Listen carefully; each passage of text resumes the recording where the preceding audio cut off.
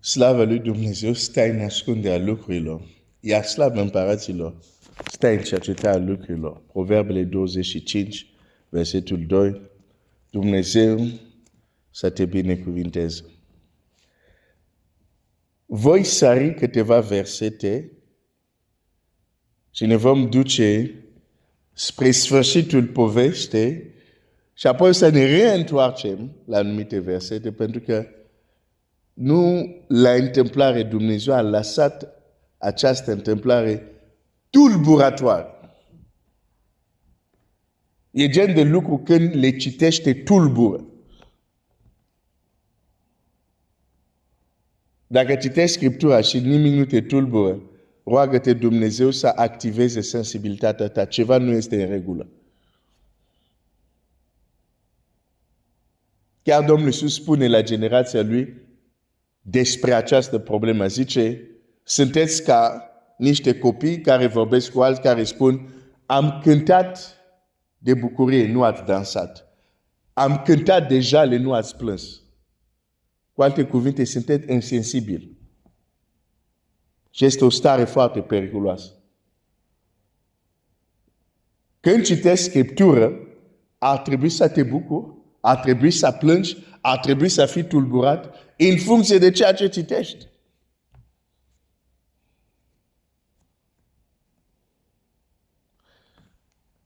Hai să citesc câteva versete de la 27. Apoi, îndreptându-se către fii, s-a zis, puneți șaua pe Magar. Au pus șaua pe Magar și el a plecat. A găsit trupul întins în drum și Magarul și leul lângă trup. Leul nu mâncase trupul și nu sfârșease pe Magar. Prorocul a ridicat trupul omului Dumnezeu. Da, cel despre care am vorbit, care a venit, a vorbit cu putere, a demonstrat putere, împăratul l-a invitat, a zis nu, dar apoi în mod public a dezvăluit anumite taine, care acea informație va fi preluat pentru a-l ispiti. De cine? De un alt proroc.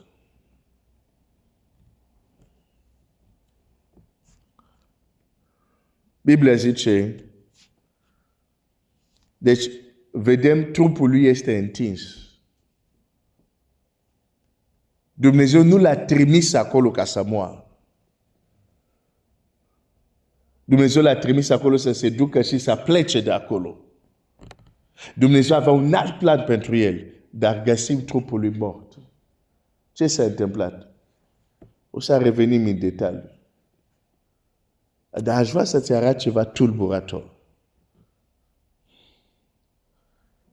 Cel care este un alta morții lui. Uite cum se comportă. Prorocul, verset 29, a ridicat trupul omului Dumnezeu, l-a pus pe Magar, l-a dus înapoi și bătrânul proroc s-a întors în cetate să-l jelească și să-l îngroape. I-a pus trup în mormânt și l-a jelit zicând, vai, frate, vai, frate. Deci, pentru prorocul bătrân, acest om al lui Dumnezeu era fratele lui. Ce mă tulbură și chiar ce nu înțeleg, cum vine și plânge, îl jelește, îl îngroapă, zice, vai frate. Și totuși a fost un alta care a distrus acest om. A fost un alta care a oprit destinul acestui om.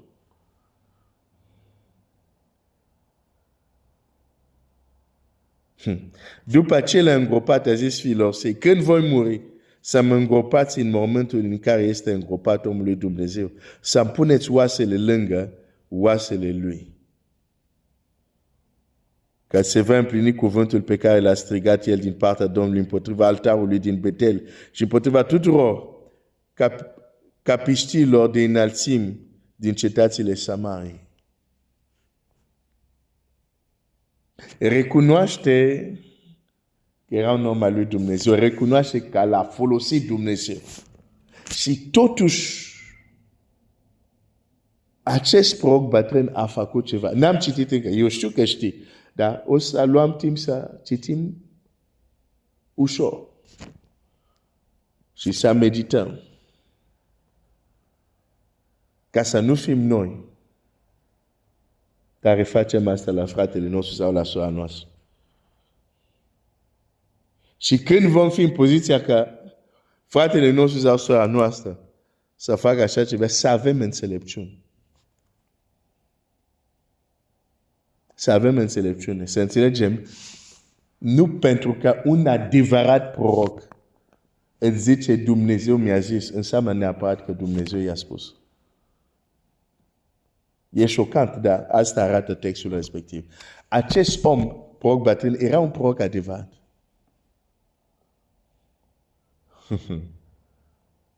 În versetele care le-am sărit, vom vedea că este un proroc adevărat, un proroc autentic. Dar Scriptura ne arată cum suntem noi oameni. Chiar și un proroc autentic are slăbiciunile lui. Nu știu ce a motivat prorocul bătrân să facă ce a făcut. Am o idee, dar n-am nicio dovezi că este asta. Poate o să ți împărtășesc, poate nu. E doar opinie asta, da?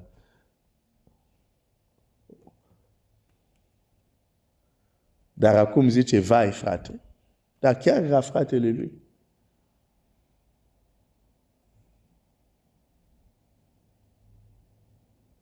Dar a zis ceva la fratele lui care l-a distrus. Și astăzi, înainte să ne reîntoarcem la miezul acestei întâmplări, aș vrea să-ți spun un mod în care dacă nu veghezi, poți distruge destinul, poți distruge viitorul fratelui tău, sora ta, este prin cuvintele tale. Și modul cum tu, la rândul tău, poți să fii doborât, poți să fii distrus. Sunt prin cuvintele o altă persoană.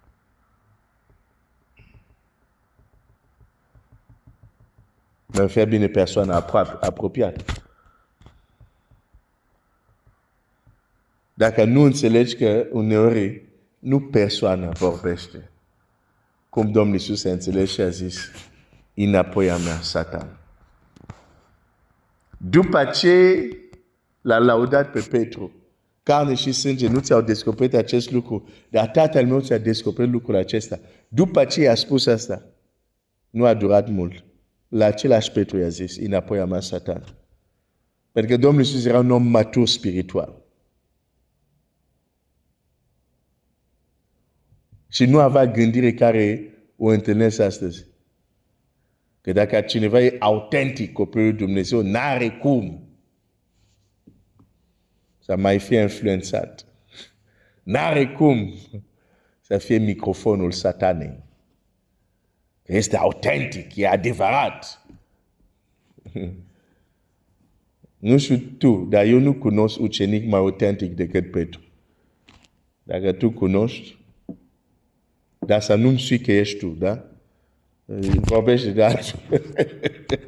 Dar dacă zice, cunosc unul mai autentic decât Petru, eu zic, nu tu. O spunem de altul. Nu cunosc mai autentic decât Petru. Și chiar Domnul Iisus, după ce cade Petru, se lapă de Petru, Domnul Iisus îi încredințează. Paște oile mele. Domnul Iisus nu a zis, te-ai lepădat de mine, nu te-ai întors autentic, anii ăștia când m-ai urmat, nu ai fost autentic, nu a fost adevărat. Asta e gândirea care o întâlnesc astăzi.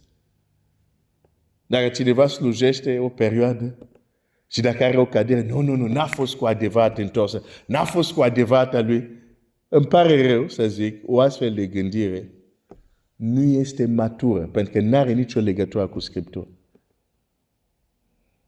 Scriptura ne arată oameni autentici a lui Dumnezeu care cad. Și nu anulează faptul că au avut o relație autentică cu Dumnezeu. Deși, bineînțeles, din nou trebuie să zic, nu neg faptul că, cineva poate să vină la biserică ani de zile și să nu se fie hotărât pentru Hristos. Că îi place ambianța, că îi place, muzica, că îi place să asculte o predică bună, dar nu s-a întors. Da, există, se poate. Dar doar pentru că cineva a căzut, a păcătuit, n-a fost cu adevărat. Nu este. Scriptura ne dă exemple pline.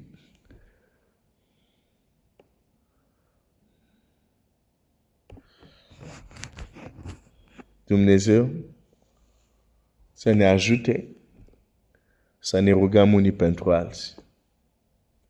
Vezi, când știi că oricine poate cadea, te vei ruga ca fratele tău, sora ta să rămână în picioare. Te vei ruga să rămână în picioare. Mă voi ruga să rămână în picioare.